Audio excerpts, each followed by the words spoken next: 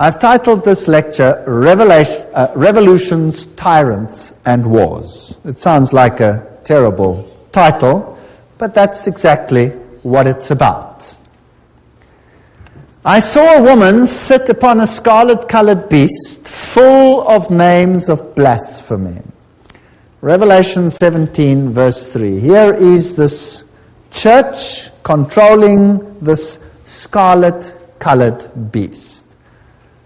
Revelation 13 verse 4 says, and they worshipped the dragon, unknowingly of course, which gave power unto the beast, and they worshipped the beast, which has been defined as that power which ruled for 1,260 years, then received a mortal wound, and will rule again at the end of time.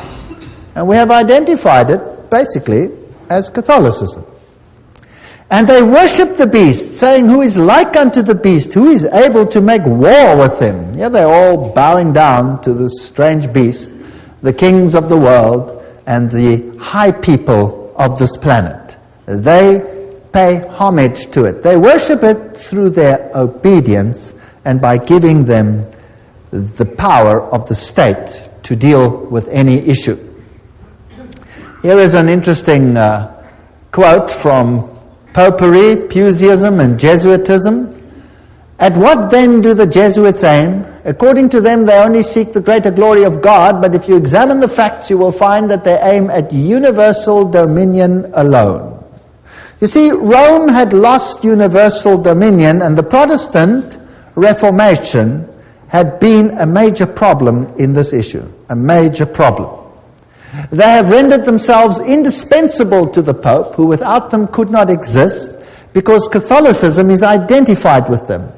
They have rendered them themselves indispensable to governors and hold revolutions in their hands.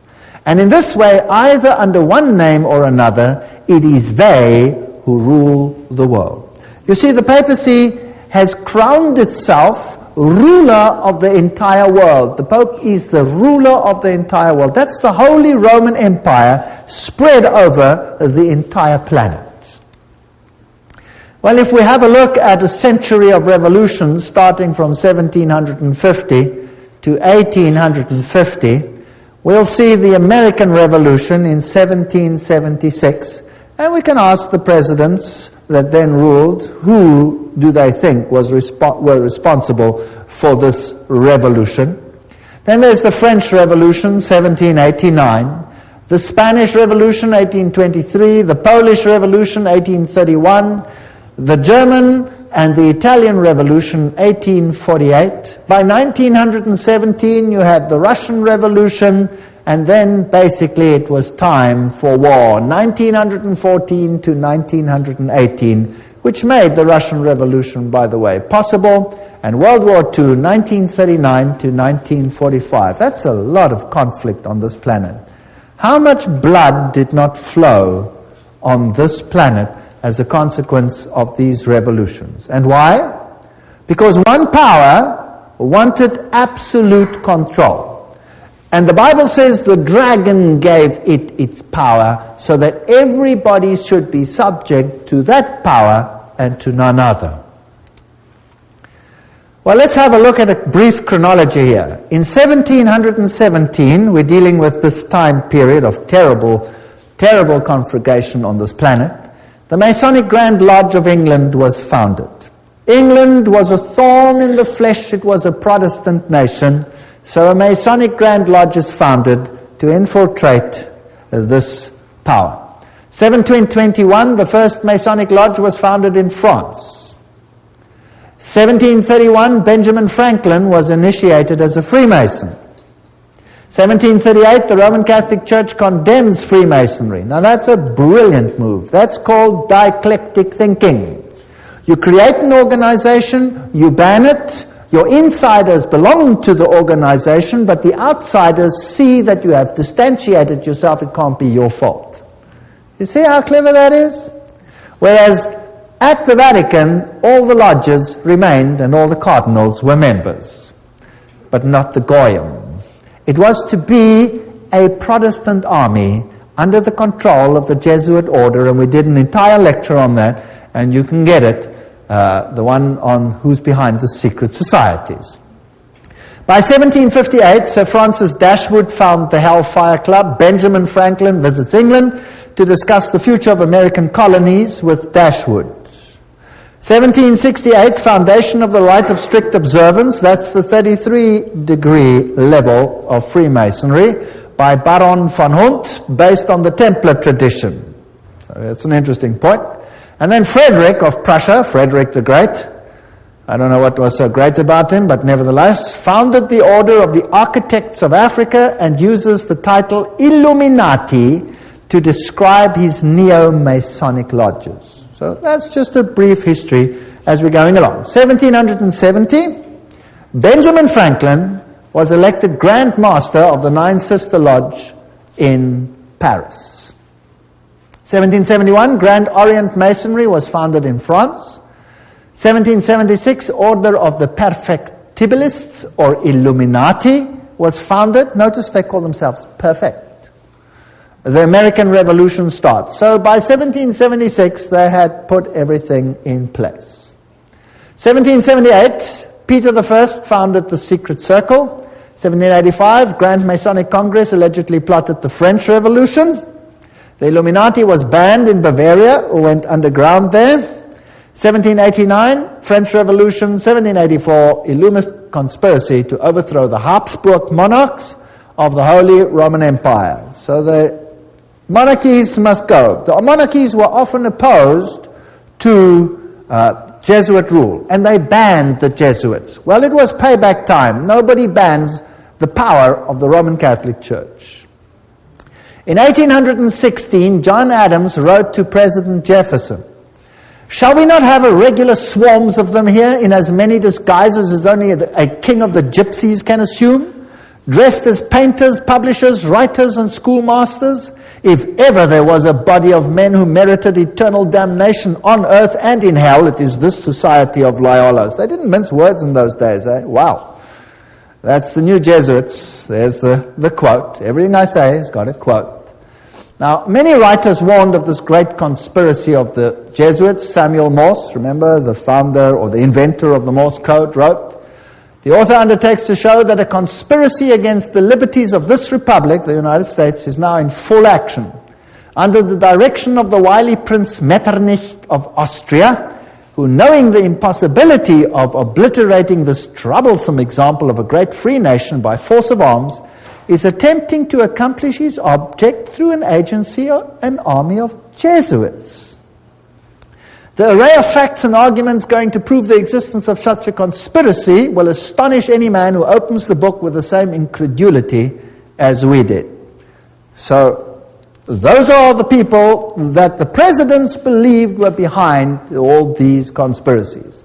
President Abraham Lincoln himself said the Protestants of both the North and the South would surely unite to exterminate the priests and the Jesuits, if they could learn how the priests, the nuns, the monks, which daily land on our shores under the pretext of preaching their religion, are nothing else but emissaries of the Pope, of Napoleon III, who was a high Freemason, of course, and other despots of Europe, to undermine our institutions, alienate the hearts of our people from our constitution and our laws, destroy our schools, and prepare a reign of anarchy, here as they have done in Ireland, in Mexico, and in Spain, and wherever there are any people who want to be free." That's quite a statement. 50 years in the Church of Rome, the priest Father Chenike wrote, he used to be a Catholic and then became a Protestant, "This war would never have been possible without the sinister influence of the Jesuits. We owe it to popery that we now see our land reddened with the blood of our noblest sons." Abraham Lincoln, 1865, 16th President of the United States. Lincoln's private letters, they were burnt by his son Robert, restated by Charles Chenike, who was the personal confidant of the President.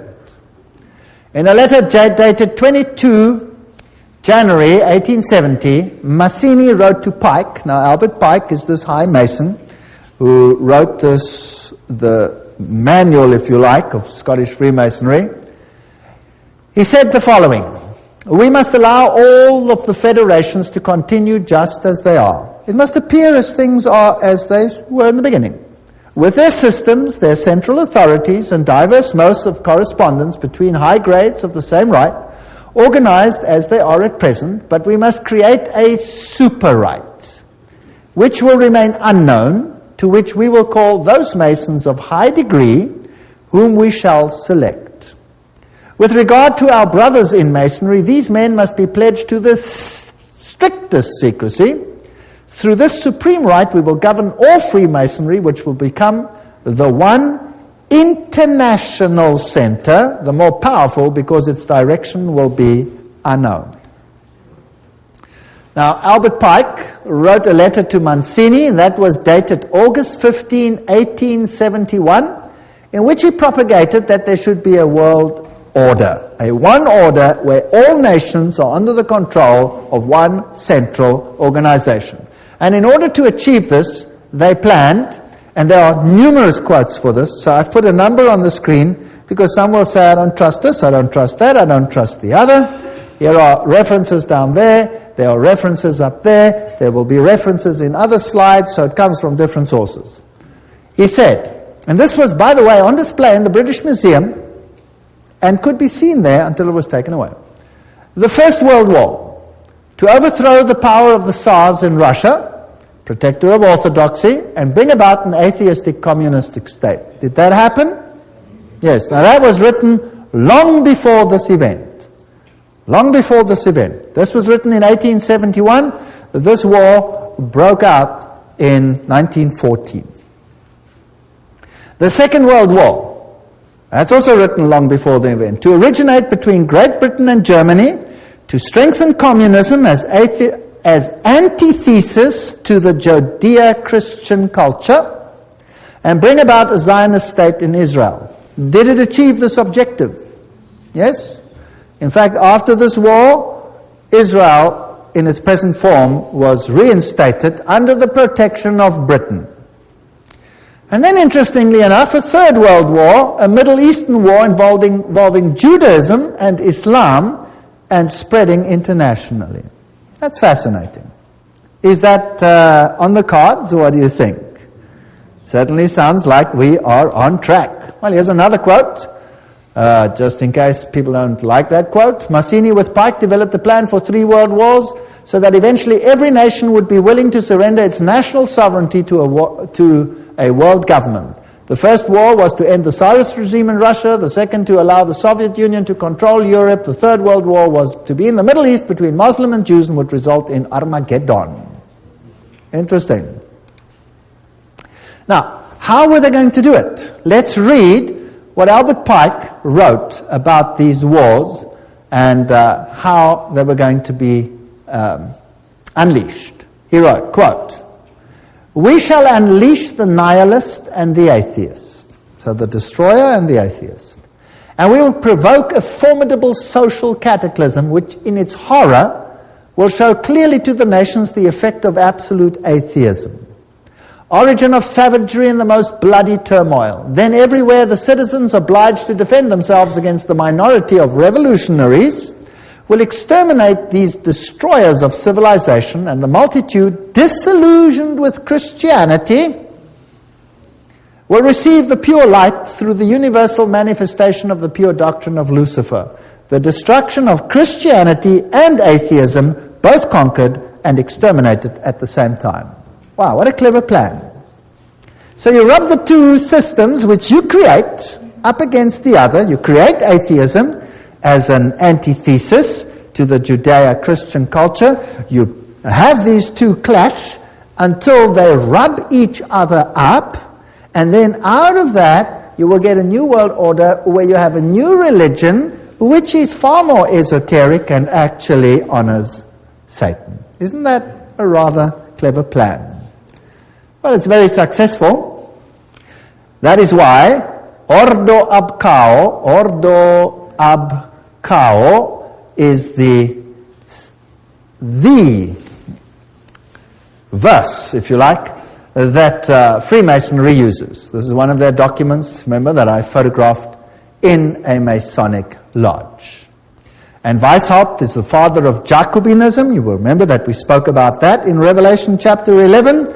And Jacobinism was the power that propagated the French Revolution. And we did this in Revelation chapter 11, where the Bastille was stormed, liberty leading, the goddess of reason was enthroned instead of Christianity. So Christianity was removed and another reign began. The monarchy was deposed, and Louis and his wife lost their heads, the beheading of Marie Antoinette, and that put an end to that monarchy. Then Robespierre, he headed the Jacobin clubs, and a reign of terror commenced, which in its bloodshed and its violence rivals anything that we have seen to date. The great philosopher, if you like, of the French Revolution was Voltaire. Now you can look it up in any Encyclopedia Britannica. They will tell you who Voltaire was. He was a Jesuit. They will say, of course, he was a renegade Jesuit that left the Roman Catholic Church to write against it. No, no, no. He was just playing the role perfectly. Because they were setting up an antithesis. Do you remember the promise that a Jesuit makes? That I will take either side and do it perfectly, as long as in the end the Mother Church wins. Well, to hold the pen is to be at war. The social contract, man is born free and everywhere is in chains. One man thinks himself the master of others, but remains more of a slave than they are. That's true. But what if you created the slavery in order to create the misery, in order to create the revolution? Isn't that possible? So the philosophers come together and they write a new constitution for this planet called Human Rights. The Declaration of Human Rights, 1798. Declaration, Human Rights. You have the all-seeing eye of Lucifer. You have the serpent with a tail in the mouth, the life-giving serpent, the eternal serpent. And you have this funny little Jacobin hat over there on the end of the spear. If you look at the whole thing over there. And then you have this bundle of rods tied together, which are called what? Do you remember what they were called? Fasciae. Fasciae. Bundle of rods tied together. And on top of the fasciae, you have this funny little hat, which was the Jacobin hat. And that's what it looked like. There's a better representation of, also known as the Phrygian cap, once worn in ancient Rome by emancipated slaves as a mark of their freedom, and adopted in the Revolution as the red cap of liberty. Well, that's what they tell you. That's for the Goyim. Let me tell you what it really is. There it is. This is the god Mitra. And there he is slaughtering the bull. And he's using a dog, a snake, and a scorpion, which has got hold of the more delicate parts of this bull, and he's destroying him with unclean animals. This is a war against Christ. Now let's have a look on the side. What does his hat look like? It's the Phrygian hat. So this is Mithraism. And Catholicism is Mithraism. Mithraism was the religion of Persia, it was the religion of Rome, and it is the religion of the Roman Catholic Church. There are 7 grades in Mithraism. The highest grade is called Father. And then you got a congregation. Now, who in the Catholic Church has a congregation and is called Father? The priest, right? And he could be a member of various groups, and so can Catholic priests. They can be whatever. They can be Jesuits, they can be Franciscans, they can be Dominicans, they can be members of various other orders as well. So Cyrus the Great was the first one to bring out the Human Rights Charter. Now the mortal wound, as we had discussed it in Revelation chapter 11, just to refresh your memory, 21 February 1798, Pope Pius is dethroned by Napoleon. His ring was torn from his finger and he died in exile. Now think about this. If Napoleon was a Freemason, then he was under control of whom? Of the Jesuit order. So who sent Napoleon to Rome to take the Pope captive? The Jesuit order. Why? Well, I've thought about this a lot. Within the Roman Catholic Church, there are numerous orders, and there has not always existed perfect harmony.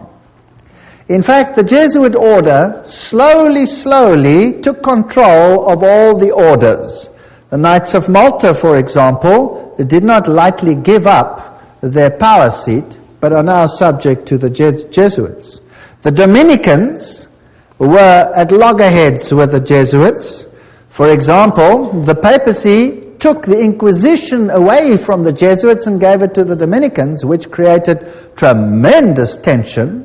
And in the French Revolution, it was the Dominican order that was destroyed there, not the Jesuits. They controlled the issue. So there were some issues within the church itself that also had to be sorted out to get complete control of the situation. It was even so that at the Council of Trent, many a Roman Catholic stood up and said, the Word and the Word alone. Don't think that everything in the Catholic Church has always been negative towards the Word. No. And Martin Luther must have made an impact as well. And so there were many that weren't in line. So the church itself needed a purging. And then there was another problem. And this problem was this, that the Reformation had fingered Rome as the Antichrist. Now, if the Reformation fingers Rome as the Antichrist, any move that seems to emanate from Rome will be looked at with what? Suspicion. So why not destroy the papacy, apparently, and then resurrect it and at the same time purge it of everything that is contra, and then resurrect it as a final power in complete control of these organizations. Does that make any sense? That would be a neat trick. And then anything that happened thereafter with the weak little papacy over there would be disregarded. It cannot be from them. It must come from elsewhere. That is how secret societies work. They walk behind fronts, behind fronts, behind fronts. So let's see what happened. By 1804, Pius watches Napoleon crown himself emperor. Napoleon then takes the Vatican States, so Rome is diminishing. By 1848, Mazzini attacks Rome, and Pope is exiled, Papal States are gone. So this power is gone. The Protestants literally relaxed, basically. Dangerous thing to do. Berthier takes the Pope captive. Weishaupt and his fellow Jesuits cut off the income to the Vatican by launching and leading the French Revolution, by directing Napoleon's conquest of the Catholic Europe, and by eventually having Napoleon throw Pope Pius VII in jail at Avignon. Until he agreed, note, as the price of his release to re-establish the Jesuit order. It had been banned, even in the Catholic Church, imagine that. So it had worked underground. This Jesuit war, or maybe it had been banned purposefully to make it seem as if there was a war. You never know, because these people are superb liars. But this is history, this is what happened. This Jesuit war on the Vatican was terminated by the Congress of Vienna and by the secret 1822 Treaty of Verona. There's the quote. Everything I say has got a quote. I'm not making anything up. After Pope Pius was released from Napoleon's prison, he formally restored the Jesuit order with a papal bull. Now that is the strongest worded statement that a pope can bring forth. In 1814, and the Pope added in this bull, if any should again attempt to abolish it, the Society of Jesus, he would incur the indignation of Almighty God and of the holy apostles Peter and Paul. So this could have been a ruse, it could have been a game, what could have been real, whatever the situation is, we will never really know until the curtain is removed one day. But religious freedom for all. And revolutionaries take to the streets and do what they feel they have to do. Joseph Bonaparte, here he is, 1768, 1844, King of Spain, and he was Grand Master, Grand Orient in France. So here you have all the Masonic connections. This comes from the Masonic book, Masonic sources. Napoleon, himself a high Freemason, is now waging war in the whole of Europe, cleaning up the monarchies, and then he has a war with England. Now, who controls England by this stage? The Freemasons. So we have a battle of Waterloo, and these are the generals that fought on the two sides. Michel Ney and E. von Grouchy, they are on the side of Napoleon. High Freemason, Napoleon, High Freemason. On the other side, you have General Blücher. Those who are German will know a statement that goes, "Ran wie Blücher an der Katzbach," which means, General Blücher at the river Katzbach, he gave Napoleon blazes. High Freemason. And G. von Schnarrenhorst, High Freemason. They were all Freemasons. So this war, was it really a war, or was it a planned war? Now, who are the orchestrators of the First World War? Well, there he is, Kaiser Wilhelm I. What has he got on? This comes from a Masonic book. He's got his Masonic apron on. He's a High Freemason. That's what he was. Here is Kaiser Friedrich der Große. There he is, with his Freemason regalia from a Freemason book. They're proud that these kings were all Freemasons. So the whole war situation is being planned by Freemasons, who are being run by who? By the Jesuits. Now let's have a look at America quickly. Here is this grand building, the Capitol. There is the foundation stone, and it says, laid Masonically, September 17, 1932. Okay, so by that time, America was ruled by Freemasonry. Of course, the people are totally unaware. The institutions continue as before, but they are all being infiltrated. If you look at the architecture, the eagles, the symbolism, what you have is sun worship. You have Mithraism displayed here. The street plan of Washington is Masonic. You have the upside-down goat of Mendes in the street plan. Then you have the compass and the set square, and everything is in blocks of 13, and the Masonic temples are on the 13th Street, etc. The whole street plan of Washington is Masonically laid. So it's dedicated to Lucifer. Of course, the people are unaware of this. The White House is then built with this tremendous stela over there, the height of which is 555 feet. Not 666, that belongs to someone higher in Rome. This is 555. And isn't it interesting that 555 is the number that Hollywood uses? Have you ever heard when they say, what's the telephone number on any TV program or any one of those? Oh, it's 555, blah, blah, blah, blah, blah. Have you heard of that? It's dedicated to Hollywood. By the way, in Hollywood is the wood they use to make a witch's staff. So it's dedicated to Lucifer. It's witchcraft. But that's just besides the point. So here is the stela. Who laid these foundations? The Freemasons. So let's ask them what it means. Here is the Encyclopedia of Freemasonry. You're going to get a better source from that. Obelisks were originally erected in honor of the sun god. The connection comes from the Egyptian worship of the phallus. So there stands a male, whatever, in the White House. So we don't have to go. It's dedicated to Osiris and to Isis. And anyway, that is the structure over there. The military structure is a pentagon, which is the high center of the pentagram, into which, for example, 13 witches would step in order, 12 around one, in order to propagate a curse. So this is also a witchcraft structure. So it's just a building, but it has certain connotations. Then France, the one that has this new philosophy for a new world, sends a gift to the United States, the Statue of Liberty. So let's ask UNESCO what it means. UNESCO says the 7 rays emanating from Mitra's halo, there's the god Mitra, symbolize the triumph of the forces over the forces of darkness.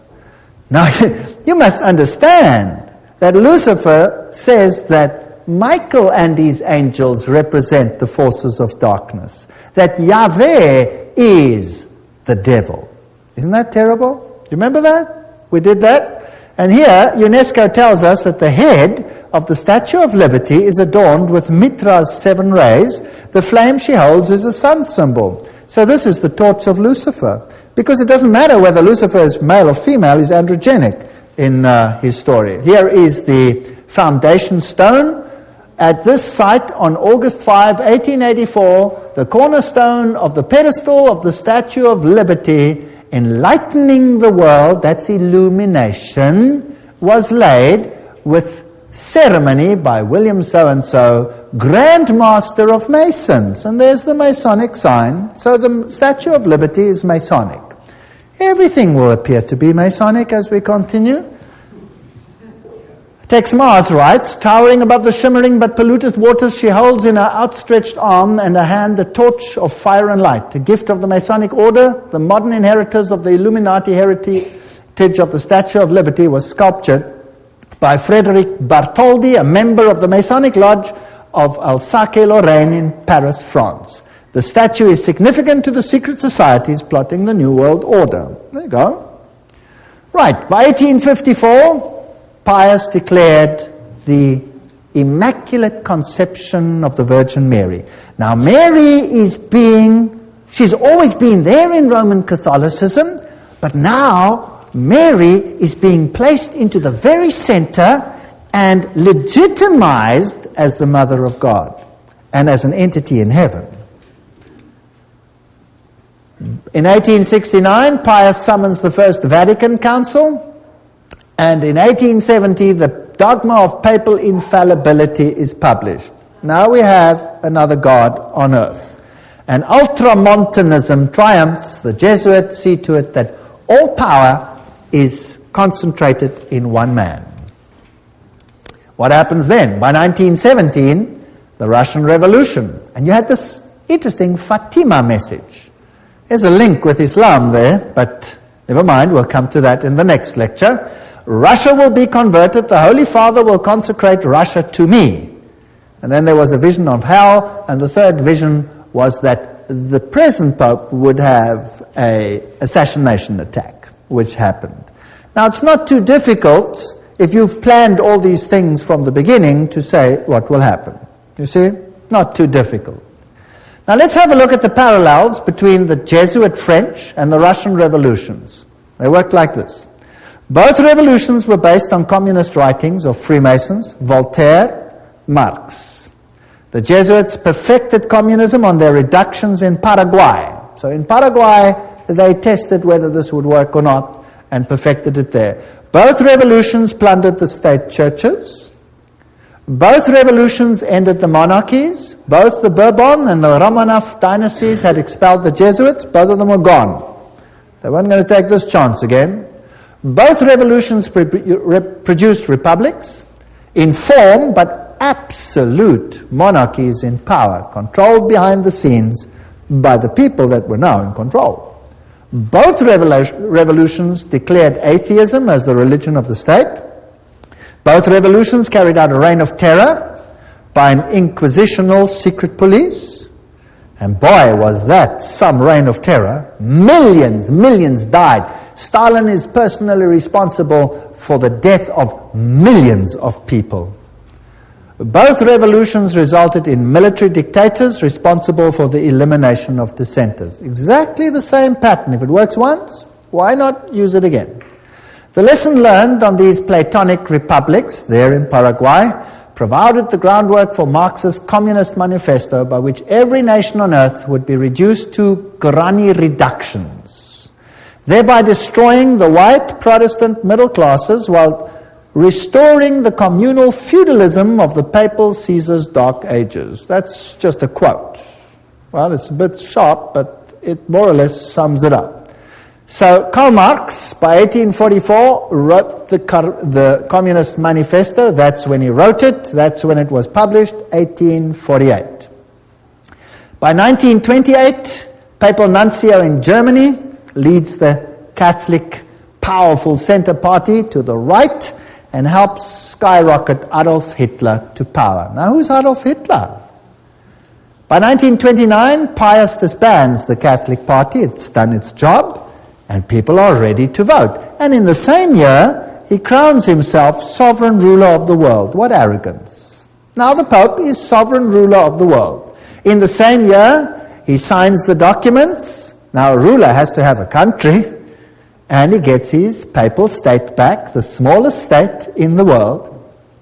And the papacy now again qualifies as a political entity. Now, it had been dead, it was no longer a political entity, so the beast was mortally wounded, and now it gets its power back, and now it qualifies as a beast again. Its wound was healed, isn't that correct? That's why the San Francisco Chronicle, almost quoting the Bible, says that while they signed this document, the wound was healed in this display. Now we're ready for war. 1934, in Yugoslavia, an organization called the Ustashi is formed. What a disgusting organization.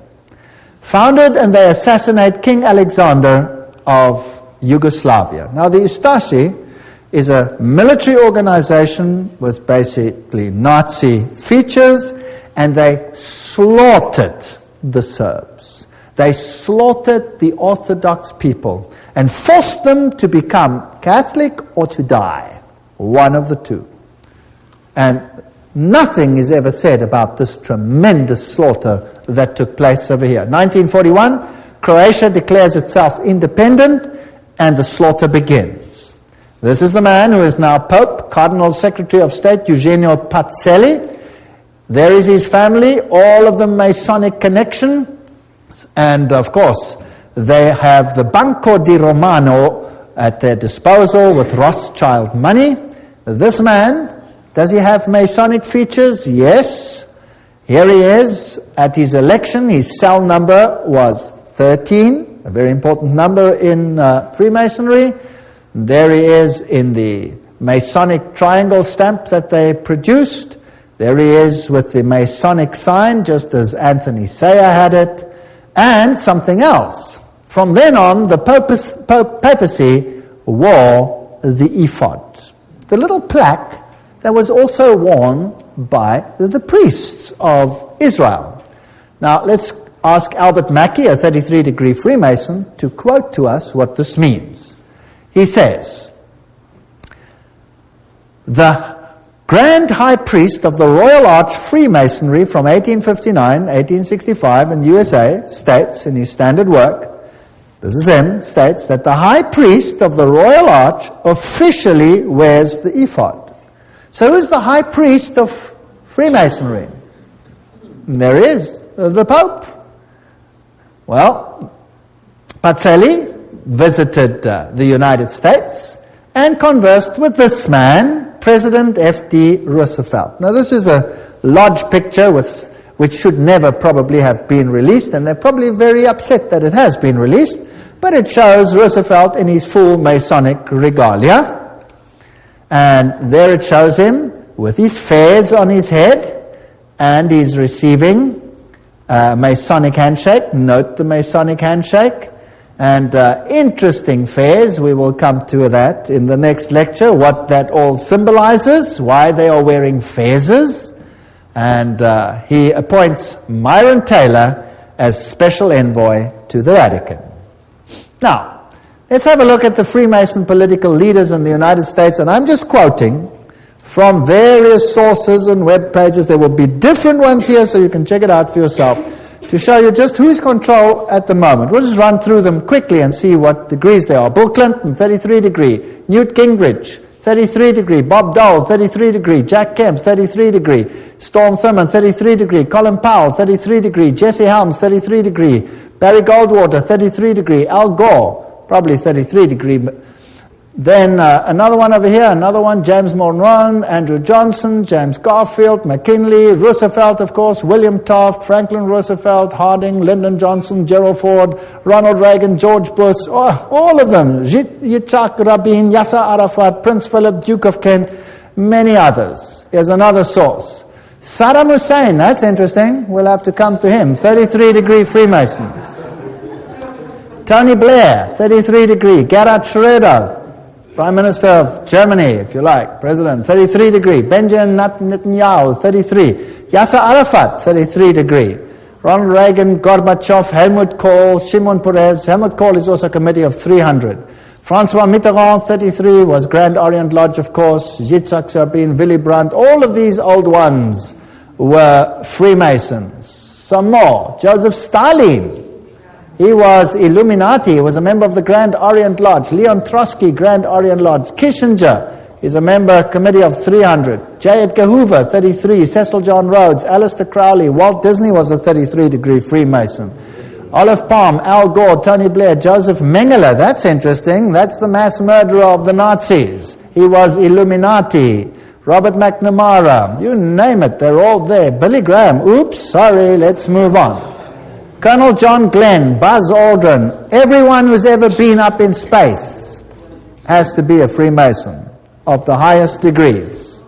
Edgar Mitchell, all the way through, Francis Bacon, Lord David Owen, all the negotiators, Richard Halbrook. I'm just running through some of them. Alan Greenspan, Peter Wallenberger, Queen Elizabeth is the queen of the Bilderbergers. Prince Philip, Queen Beatrix, she's the committee of 300. Prince Bernard of the Netherlands, committee of 300. And so we go on and on and on and on. Ted Kennedy, Rockefeller, David Rockefeller, Teng Hui, Baron von Rothschild. Hillary Clinton is 6 grand dam. She's a very high Freemason. Albert Pike, of course, you know, Bertrand Russell, Otto von Habsburg, Weishaupt, all the way back. Here is Edgar Hoover. President Dwight D. Eisenhower there honors him with the 33 Grand Cross at the special White House ceremony. They're not ashamed of any of this.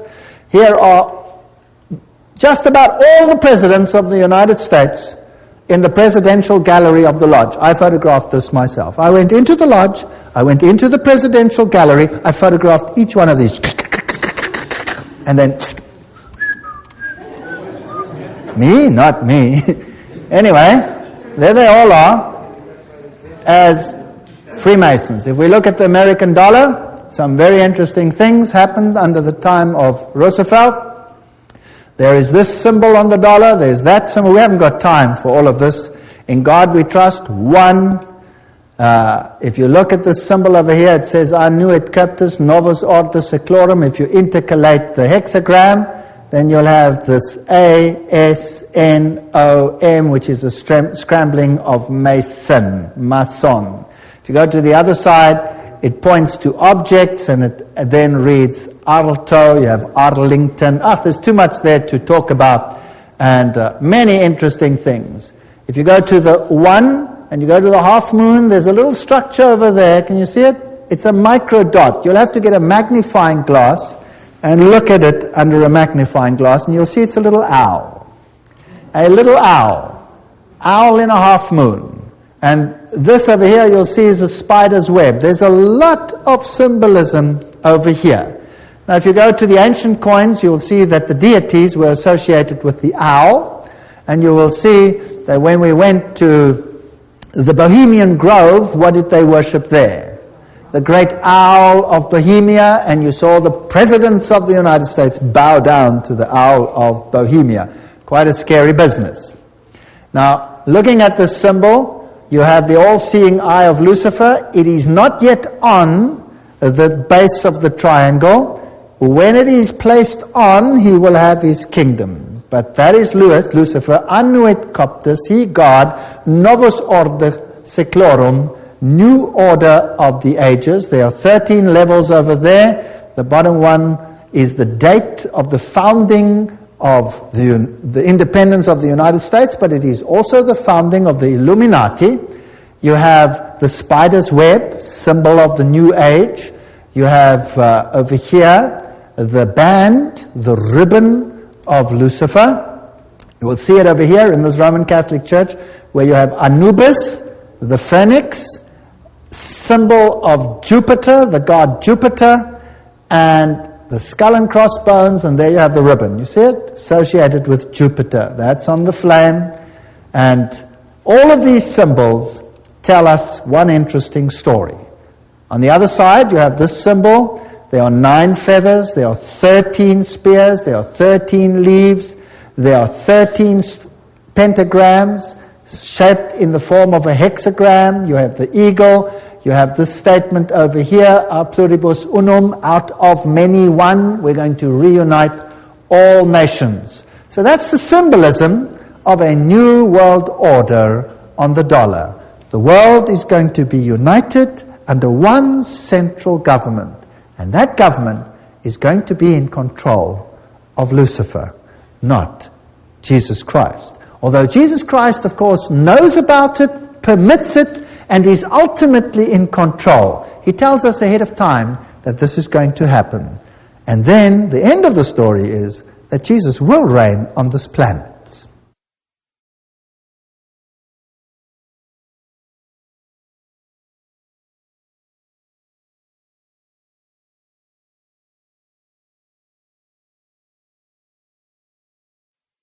In the previous section, we were looking at the symbolism on the US dollar, and we saw how all of this symbolism is Masonic and appeared on the dollar note after the time of Roosevelt.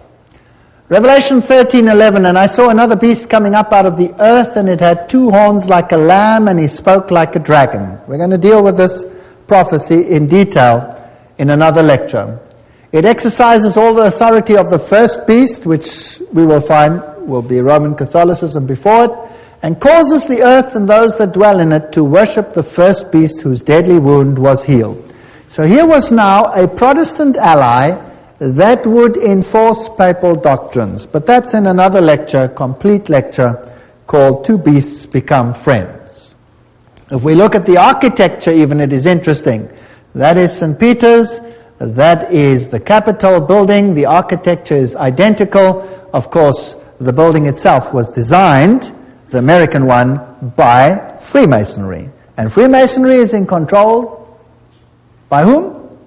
The Jesuit order. Now let's have a look at some of the symbolism over there and some of the interesting issues. We are now ready for the Second World War, and the 3 main role players of the Allies are this man over here, Winston Churchill, and he was a what? 33-degree Freemason. We saw Roosevelt in his full Masonic regalia. He was a 32 or 33-degree Freemason. And then we have Stalin, who was, of course, Grand Orient member, so 33-degree Freemason. They're all on one side. Extract from a report by Ambassador Harriman in Moscow to the State Department, June 30, 1944. Stalin paid tribute to the assistance rendered by the United States to Soviet industry before and during the war. He said that about 2/3 of all the large industrial enterprises in the Soviet Union had been built with United States help or technical assistance. The other third had been Britain. So who built the USSR? Who built it? The West. The West financed it and built it.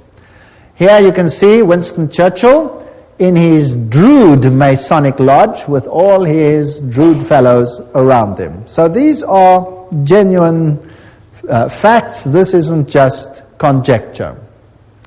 Do you remember Pearl Harbor?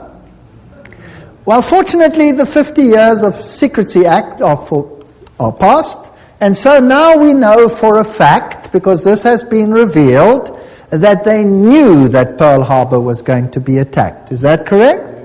And they chose not to do anything about it. Why? Because they needed an incident to start a war. The American Constitution was not going to permit them to enter a war. They needed an incident, and they created it. In fact, that is mass murder of their own people. Is that correct? Because they knew about it. This is public knowledge. It's in the news. The 50 years secrecy is up. Nobody can deny it anymore. It's a fact. So America, once before, has killed thousands of its own people to allow something to become possible that wasn't possible before. Once done successfully, do you think I could do it again? I wonder. What about the other side? Hitler. Hitler said, I learned much from the order of the Jesuits. Until now, there has never been anything more grandiose on earth than the hierarchical system of the Catholic Church. I transferred much of this organization into my own party. The SS was constituted according to the Jesuit principles. Himmler, head of the SS, was closely associated with the Jesuits through his father and brother. Hitler said of him, I can see Himmler as our Ignatius of Loyola. And Joseph Goebbels was also a trained Jesuit. So, the two sides, who controls them both? The same parties. This is called thesis, antithesis. Goebbels, Himmler, these people were Jesuits. They were fascists. Adolf Hitler, fascist, using the symbolism of the sun god. The Maltese cross, the symbols of the sun god. Here he is with Hindenburg himself, of course, a Freemason. This thing is all entirely planned. Gaining the youth on his side. One of the principal Catholic personalities to help Hitler to power was Franz von Papen. And Franz von Papen, of course, leader of the Catholic Party, helped to skyrocket Hitler to power. So the Catholic Church skyrocketed Hitler to power. And these are posed pictures. They have Masonic meaning, but we'll get to that later. The Reichsadler, chosen as the symbol, Masonic symbol. And the supposed happy alliance in the beginning, which then deteriorates. Here you see the salute with the Masonic activities associated with it. Here he is together with the church leaders. And here you can see the cardinals giving the Heil Hitler salute. So the church was very much involved with the Nazi movement. There is a bunch of cardinals giving the Heil Hitler salute. The Pope and the Führer, you will recall that even to this day there is tremendous anger about Pope Pius having now been declared on his way to sainthood because of his connection with the Nazi movement. Well, here is the new Reichsbischof Ludwig Müller, the Protestant one, who greets Adolf Hitler with a nice handshake. The previous one, the previous Protestant bishop, no longer lived because Adolf Hitler had him executed. So this one must have been a puppet on the religious side. So the Catholics and the Protestants next to each other. Now understand the war. Let's think about the war. Who is the problem in terms of the Roman Catholic Church? Firstly, the Orthodox Church in the East had been a problem. The First World War sorted that out. The Tsar had been removed, and the Orthodox Church had been subjected, as were all the churches, to make it look right, by atheistic communism. But the leaders of communism were all Catholics. In fact, I have traveled in many of those countries, and the old people all told me, now we understand why the leaders of the communist regimes, why they all attended the Catholic Church. Why, if they were all atheists, were they such good Catholics? Well, this mighty army is built up, but Germany is divided. The north of Germany, and particularly the east of Germany, is all Protestant. They're Lutherans. And they are skeptical of the papacy. Whereas the south of Germany is all Catholic. In the Orthodox countries, like the entire USSR, you have the Orthodox Church controlling the mindset of the people. Now, since the takeover of communism, that has been reduced or subjected, and the Orthodox Church has been subject to the state. Now comes this mighty war. The symbols being carried here are the symbols of Lucifer. They're also used in theosophy. There you can see them.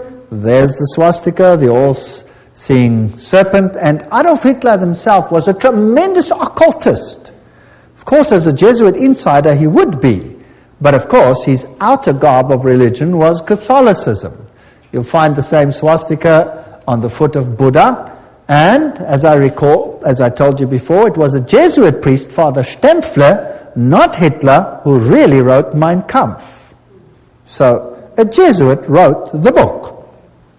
The SS has the same symbols as the Skull and Bones people. The skull with the crossbone, meine Ehre, heißt Treue. My honor means Treue, to be loyal, loyalty.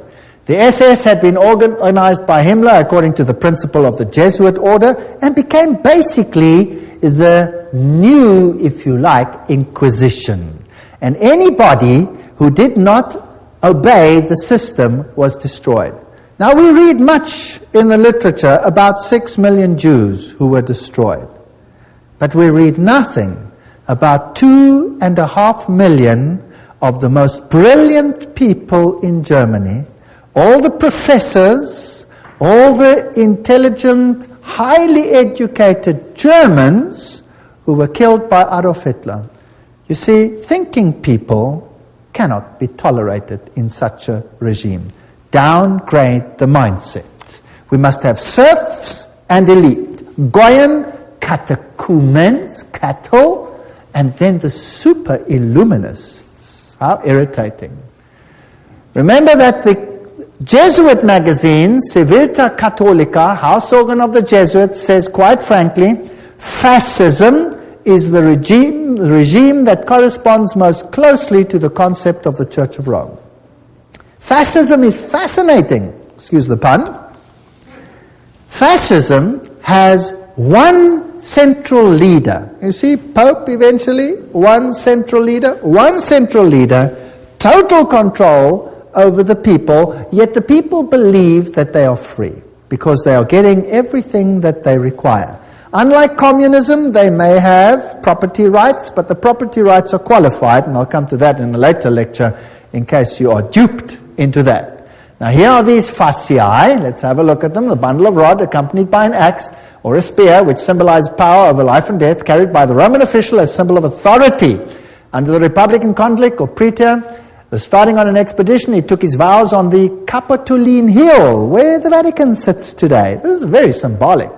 He acclaimed imperator, in other words, leader by his troops. He decked his fasci with a laurel, and on his return deposited the wreath upon the Capitoline Hill. Everything leads to Rome. Fascinating story. So when you find the fasciae, you must know that Rome is behind it. Fascist regimes use the fasciae. So fasciae can look like that with an axe, or the axe can go through, or it can be a spear like it was in the French Revolution. These are fasciae. Now where do we find the fasciae? Well, in 1888, campaign poster of incumbent President Grover Cleveland, Benjamin Harrison defeated them, but later he won. Cleveland was re-elected to a non-consecutive term. There his eagle is standing on 2 fasciae. See it? Fascism, hidden in the United States. Do you know the United States should be as far as the East is from the West from fascism, isn't it? Well, isn't that fascinating? The U.S. Capitol building, if you go right to the tippy-toppy, that's what you have. Fasciae, fasciae, fasciae, fasciae. So the United States eventually is going to become a fascist state. Nobody would have believed that 50 years, 100 years ago, 10 years ago, maybe not even 5 years ago. Today, what does it look like? Is there mighty state control over every single one, just like in the times of the SS? If you move, is there a new law coming out which will watch the people of the state? Yes or no? Yes, Patriot Bill, have you heard of that? All kinds of interesting laws coming out. Now, what type of government is that? Interesting. There it is. Did you know that the fasciae here, fasciae behind the rostrum podium of the House of Representatives in Washington, D.C., note the back of the chair resembles a golden axe. There it is, the axe and the fasciae. So they knew this all along. They're just waiting for the opportunity, biding their time. Ancient Roman coins with a fasciae. Here is a fasciae on the back of a dime in America. with a flame there, fasciae on a US dollar, and presidents sitting next to fasciae is Washington. Even Abraham Lincoln sat on a fasciae chair. Here's the insignia of the National Guard. It has fasciae. There are fasciae in the Statue of Liberty.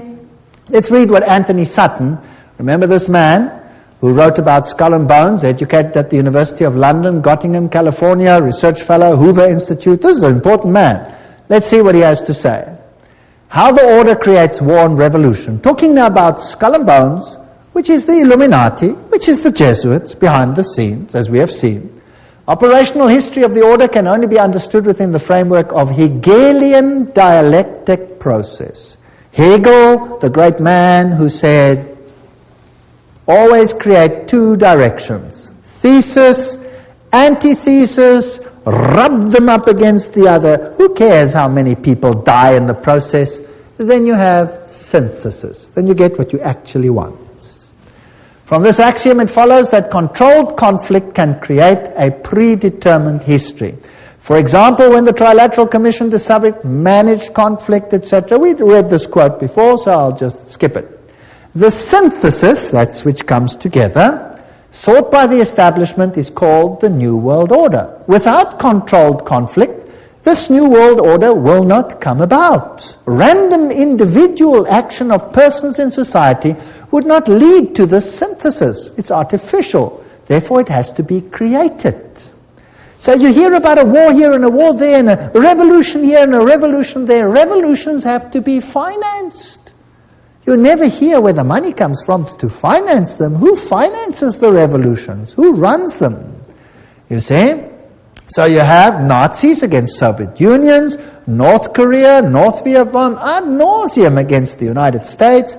The conflict built profits while pushing the world ever closer to a one-world government. Now, isn't it logical that that's what Satan wants? He wants a one-world government. So, in Hegelian philosophy, the conflict of political right and political left, or thesis and antithesis in Hegelian terms, is essential to forward movement of history and historical change itself. Have you noticed that every country has a left party and a right party? Have you heard about that? And your country has it too, otherwise there would be no point to vote, right? Two of them. Now, let's have a look how this is worked. President Woodrow Wilson made this statement. This is now a president speaking. Some of the biggest men in the United States in the fields of commerce and manufacturing know that there is a power so organized, so subtle, so complete, so pervasive that they had better not speak above their breath when they speak in condemnation of it.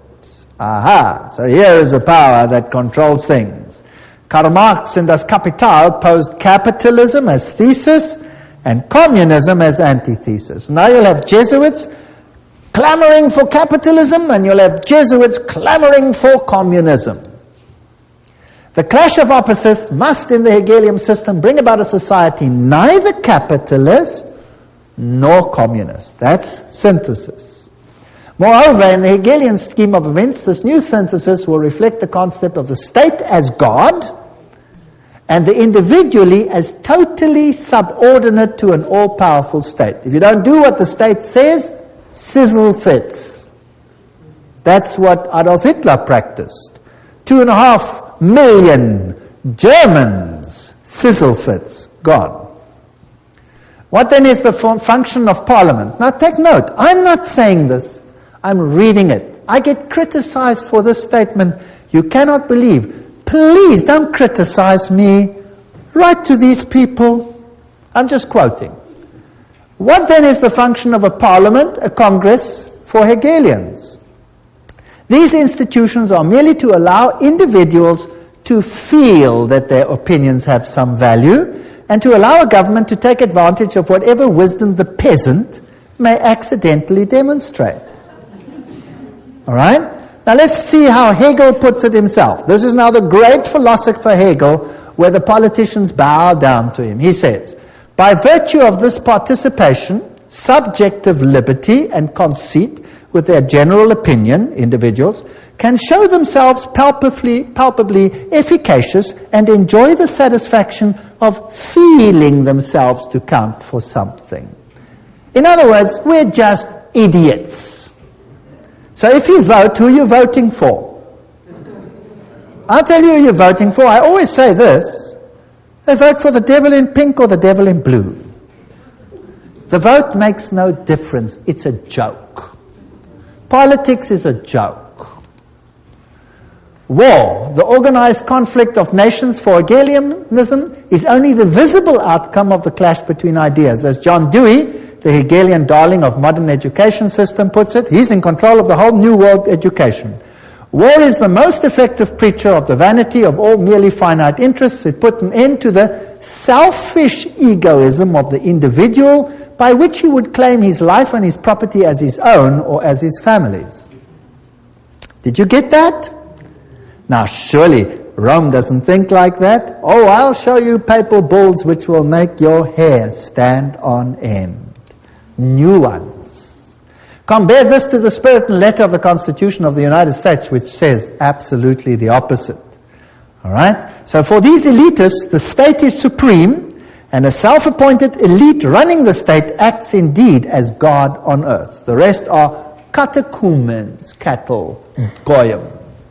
College textbooks present war and revolution as more or less accidental results of conflict, but they never in Western textbooks will you find the evidence that revolutions need finance, and the source of the finance, in many cases, traces back to Wall Street.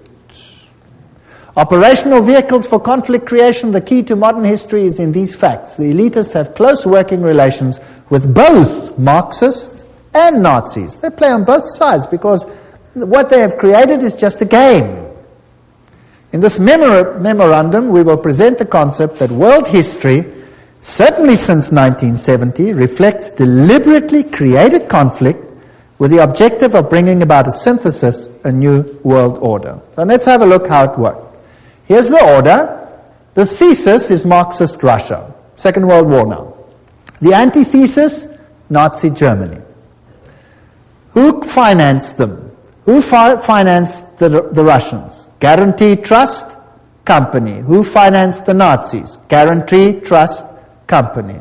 And then you have Harriman, formerly of Harriman and Company, etc., etc. Same people over here. Harriman, Nazi interests. Same people finance both sides. Then you have the Bolshevik Revolution, 1917 and 1933, Hitler's ascension to power, conflict between the two, tremendous profit, and the result, post-World War II, United Nations as the first step to a new world order. There you have it. Beautifully. Financed by the same sides. By 1948, the atomic race. By 1950, Mary receives pilgrim status. 1950, Francis Matthew calls for nuclear war with Russia, and they start arguing between the two of them. Notice how many were killed by Stalin. Among the 1,766,188 victims up to the beginning of 1922, figures obtained from the Soviet documents, nearly 5,000 were priests, teachers, nuns, etc. of the Greek church. As soon as the persecution extended to the millions of Lutheran, Reformed, Baptist, Methodist, and especially Mennonite Christians, the circulation of the Bible is not only strictly forbidden, but punishable by exile. So that's what Stalin did. Stalin killed millions. We hear of 6 million Jews. Well, think in terms of 30, 40, 50 million people when you think of Stalin. The greatest mass murderer this world has ever seen. And Foster Dulles, President Kennedy, what is the story there? Well, here is Kennedy, and he's married to this young lady, Jacqueline Kennedy, and they are setting up the United States for a tremendous conflict in the end, and every president has to play the game. Eventually, this president dies, and this one takes over, Lyndon Johnson. But did you know something interesting? A president has to swear on the Bible when he takes over. Did you know that Lyndon Johnson refused to swear on the Bible? What did he swear on? Lyndon Johnson is sworn in as president by Judge Sarah D. Hughes. Just an hour after the assassination, Judge Hughes brought a small Bible for the swearing-in ceremony, but it was substituted for a Roman Missal mass book. that was found on the plane. So he swears on a Roman missile, he refused to swear on the Bible. Doesn't that tell you something? Isn't that interesting? I find that very interesting. Now, why did that president have to go? He was a Roman Catholic after all. Is it possible that not all Roman Catholics are so easily duped? Here's the motorcade as it travels along. Here you have Mrs. Kennedy helps the Secret Service agent, Clint Hill, climb into the car at the back when the president was shot. And here are the roses she received. Very interesting. Here is Dallas, 11/22, on November 22, 1963.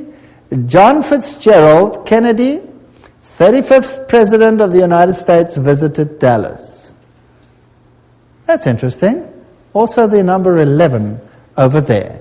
That's the building. Here's the building from which he was apparently assassinated, from that window, so they say. There it is, a little bit larger. And here's the plaque where they have written what happened over here. On November 22, the building gained the national notoriety when Lee Harvey Oswald, and somebody did the trouble to underline allegedly, shot and killed President John F. Kennedy. And most people don't believe that Lee Harvey Oswald shot the president. The president's car came down the street. That tree was not yet there and was apparently shot from that window over there.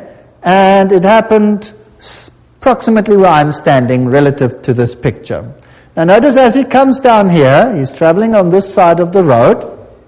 And imagine hordes of people standing on either side. And here is a little uphill. And when you go further into the hall over here, there was a picket fence. And if you looked from the picket fence, you could look down onto the street.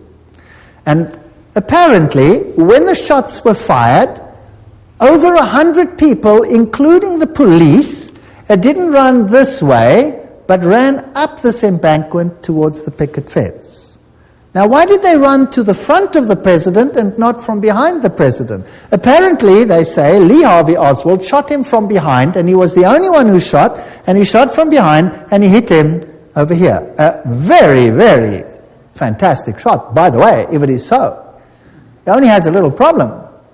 The president's head didn't go forward, it went backwards. And it hit him here in the throat.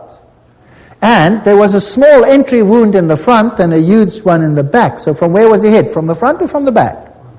He was hit from the front. Not only that, there were shots from other places along the side, and there was an intercalation which all hit the president. There is even evidence that the driver himself, who happened to be left-handed, rotated and shot the president himself with a pistol as well. He had multiple shots.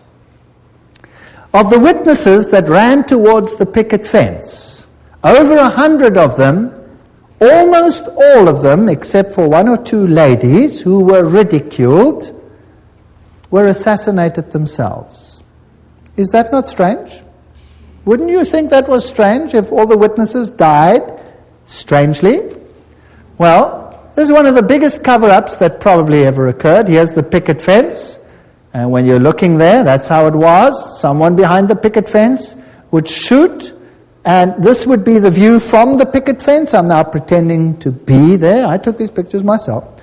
And the cross would be there. So he would shoot the president at this short distance and hit him from the side front. Now it's interesting that the president's head jerked to his back and to his left. Bah! Like that. That means that he must have been shot from the front side, right? Isn't that logical? All right. Now, am I saying this, or is this public knowledge? This is public knowledge. And yet it is denied by government because they have one culprit, Lee Harvey Oswald.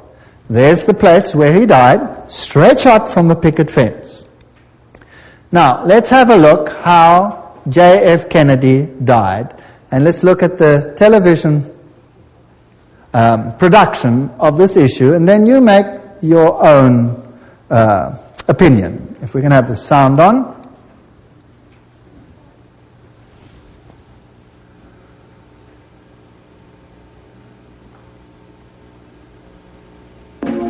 go back to that day in Dallas. The day was November 22nd, the time shortly before noon. At first the crowds were thick, but as the motorcade approached Dealey Plaza, it was here that the motorcade violated the Secret Service's own rules. As the car turned, it slowed from 40 miles an hour to 7. It was precisely then that gunshots blasted out. For 6 seconds, the occupants of Kennedy's car were struck by bullets. Kennedy grasped for his throat. Grabs for his throat. Kennedy's head exploded, driven with great force backwards and to the left. Then and only then did the president's car accelerate and speed off. Lyndon Johnson, the new president, ordered a federal commission to investigate the crime. The Warren Commission had given us the official version. Lee Harvey Oswald had acted alone. But if all 3 shots had come from behind, then why did the president's head fly backwards? And why did so many people, including policemen, run not towards the book depository where Oswald was, but towards the picket fence? If the Warren Commission was right, why did so many witnesses claim to see something completely different from the official report? As many as 177 people died simply for knowing too much. The moment Kennedy was killed, a massive cover-up went into operation. Witnesses were threatened, and many were killed. Bill Hill interviewed immediately afterwards. Shots rang out, and he grabbed his chest. There was an interval, and then 3 or 4 more shots rang out. By that time, the motorcade had sped away. With us now is Gene Hill, who is closer to the president's car than anyone else at the time of the shooting. Ms. Hill is a Dallas grade school teacher and has feared for her life for the last 29 years. I understand that 2 men claiming to be Secret Service agents interrogated you after the assassination. What were you asked? They asked me what I had seen. I told them that I'd seen the president hit, that I saw a shooter from the knoll, and that I'd heard 4 to 6 shots. But they told me I didn't hear but 3 shots. Were you ever interviewed by the Warren Commission? Oh, yes. I was interviewed by Arlen Specter, who, he tried very hard to discredit everything I said. He accused me of all kinds of things, from like a shabby marital affair to seeking publicity to just downright lying. We found the real facts, and certainly no one in the intervening 25 years has disproved our basic conclusions. It was Specter who came up with the so-called magic bullet theory, which tracks one bullet going through both Kennedy and Texas Governor John Connally. The bullet was later discovered virtually intact on Connally's hospital stretcher. The truth, had it been known, had it come out, would have revealed there was a conspiracy. Conspiracy to kill the president needed a scapegoat, a patsy, someone who would take the blame. There were many things you weren't supposed to see, like the paraffin test given to Oswald. It proved conclusively that Oswald had not fired a rifle that day, or the spy camera found in Oswald's possessions, issued to him by the U.S. government, or Oswald's letter to a Mr. Hunt requesting his next assignment. The only Hunt we know of in this case is Howard Hunt of the CIA, who shared the same office with Oswald in New Orleans. The office belonged to Guy Bannister, foreman with the FBI. Not only was this address on Oswald's supposedly pro-Castro leaflets, but the account Oswald used to print the leaflets belonged to the CIA. Howard Hunt with the CIA, Guy Bannister with the FBI, and Lee Harvey Oswald, all in the same office.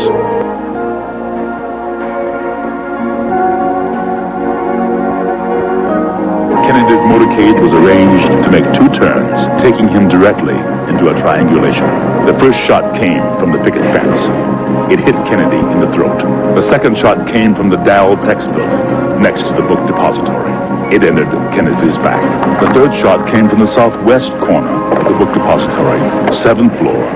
It hit Connally. The fourth shot came from the Dow Tex. It narrowly missed, hit the curb, wounding a bystander. The 5th and 6th shots were fired almost simultaneously, from the depository and from the picket fence.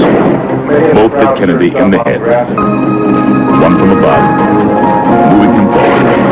Then, an instant later, one from the front, tossing him back.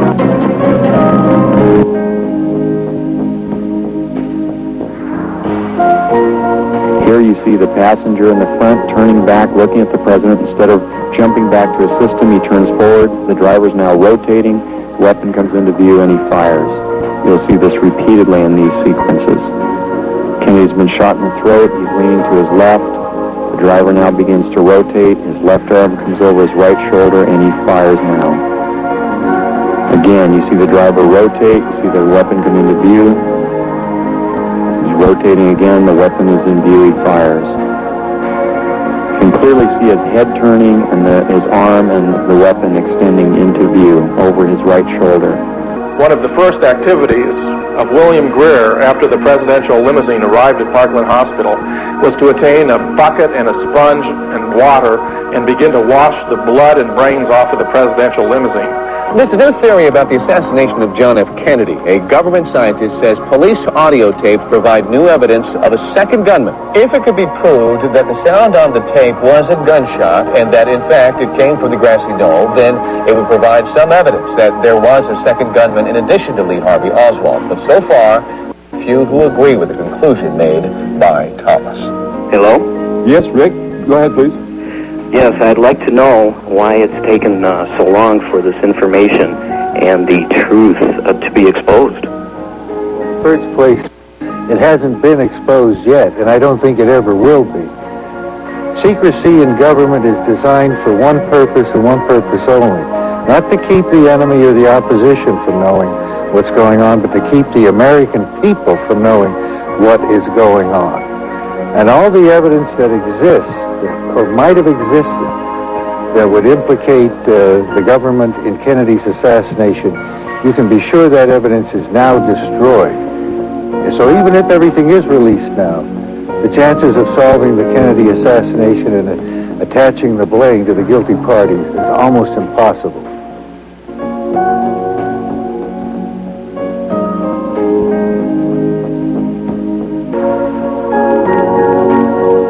Kennedy was changing the status quo. He decided he could no longer trust the CIA. He was transferring covert operations directly to the Joint Chiefs of Staff.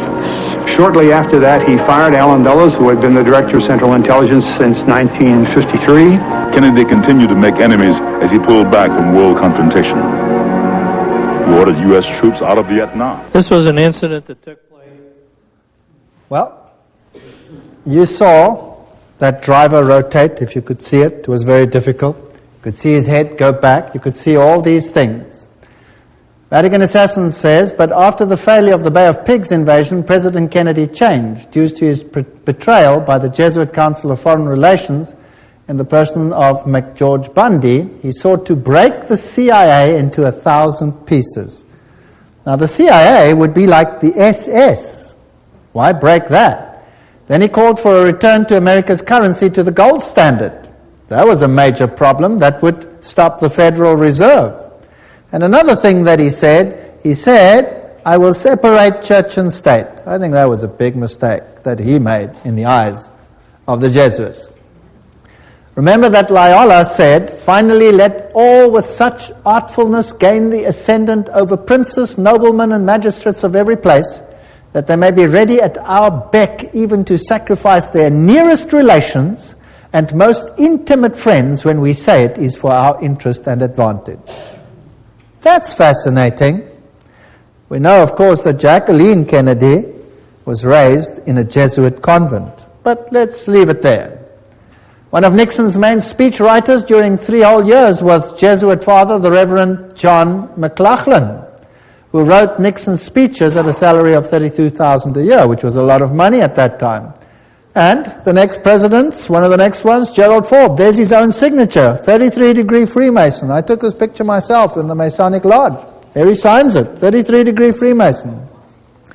These people are not who they say they are. And when we look at him, and we look at these handshakes that they have, and the holy alliance between the papacy and the United States of America, this is, by the way, a signal picture, and Reagan appointed this man to be representative to the Vatican.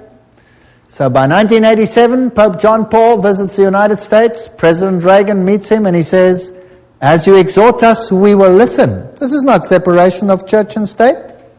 For with all our hearts we yearn to make this good land better still. The Pope is quoted as saying, I come as a friend of America and of all Americans, Catholics, Orthodox, Jews, all men of goodwill. Well, interesting. Here he is together. This, by the way, also a Masonic signal picture, but we won't go into the details. That's also a Masonic signal picture.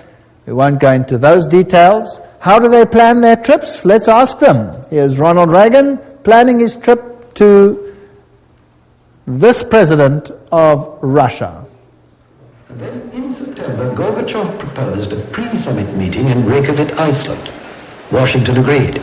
The astrologer fixed the time and the date of departure, and at 9:45 on October the 9th, Reagan flew to Reykjavik. For instance, if you have very bad Saturn, you should cultivate Jupiter so that...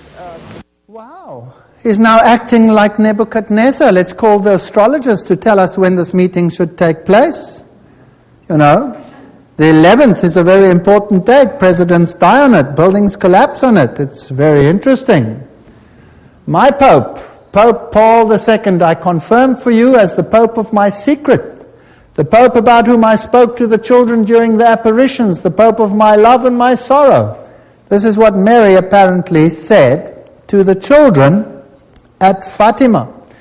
This is the Pope of the secret, or this is the Mary predicted that he would have an assassination, this Pope, and the modern channels through Father Gobi say that this is the Pope of the promise.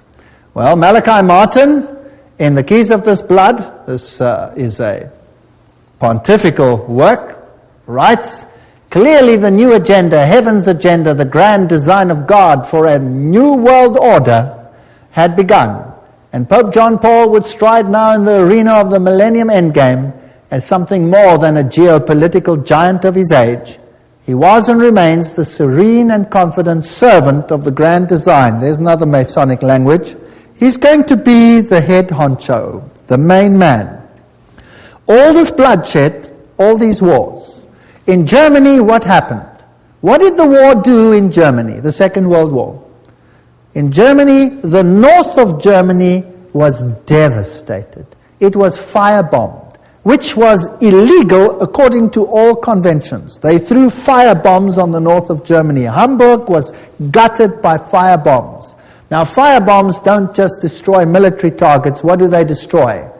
They burn human beings alive. So it was targeted to destroy the people. And then East Germany, the entire Protestant conclave was cut out and handed over to Soviet Russia for 2 generations of enforced atheism. Today there's no Protestant left anymore. Protestantism has been destroyed. The Orthodox Church has been subjugated. All of them are subject to Rome. Millions of Serbians died. Millions. It has been a slaughter in the last centuries such as this world has not seen. Why? To gain full control of the world. Here is Gerard Newkirk states, over the last 2 decades, in particular during the Reagan years and the last 2 with George W., the United States is looking less like a democracy and more like a highly evolved fascist creature. Isn't that interesting? I'm not saying this, I'm just reading it. Devoid of the idiosyncrasies and shortcomings of its progenitors where they practiced this, this form of fascism has a propaganda machine that is arguably the most efficient the world has ever seen. We are in an interesting time frame. And here you see George Bush with the Pope. Here you see the Prime Minister of England with the Pope. All these 1,000 points of light. 33-degree Freemason, skull and bones member, Illuminatist. 33-degree Freemason with the Pope. And now let's have a look at this picture. Here is President George W. Bush with the Pope under the picture of Ignatius Loyola. Who's going to be the great spiritual leader of the new world order? Please note this picture. The Pope sits on the altar of Chorazim. This is when he visited Jerusalem and Israel recently. Israel. The backdrop depicts Christ with an open book that reads, "Love your enemies, I will come soon." What else do you see on his throne? An upside-down cross. There's the Pope too with an upside-down cross. Symbol of Lucifer's victory over Jesus. This is a sad state of affairs, and we looked at the teachings of Illuminism, we looked at the teachings of the Masonic order, of the secret societies, and we saw that Lucifer was their god. They said so themselves. And what do we have to do? Come out of her, my people, that you not be partakers of her sins. I believe that we are on the threshold of history. I believe that the final events are unfolding. And I believe that we need have no fear, because God said that He would give them the opportunity to show their true colors. The final apostasy against God will end in the greatest victory the universe has ever seen, and the kingdom of God will soon be ushered in. If you thought that this was long in the future, I have news for you. It is at the door. Jesus is coming soon. Thank you.